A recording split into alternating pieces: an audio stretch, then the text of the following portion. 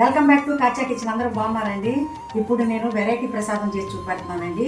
మేము కేరళ వెళ్ళినప్పుడు అటు సైడ్ చేశారండి.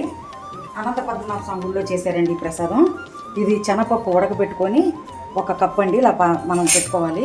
ఇలా ఉడికేలాగా ముందుగా ఉడకబెట్టి పెట్టాను. బెల్లం అండి ఒక కప్పు కొబ్బరి తురుము, ఎండు ద్రాక్ష, యాలకులు, జీడిపప్పు, గసగసాలు, నెయ్యి అండి. ముందు బాండీలు పెట్టుకొని దాంట్లో శనగపప్పు వేసేయాలండి.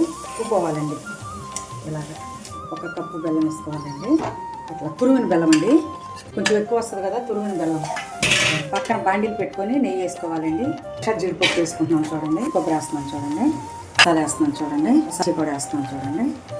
ఇదిగోండి కొబ్బరి వేసేస్తున్నాం చూడండి. కొబ్బరి, ఎండు ద్రాక్ష, ఇలాచి అన్నీ ఎంతో టేస్టీగా ఉండే గుళ్ళో ప్రసాదం రెడీ అయిపోయిందండి.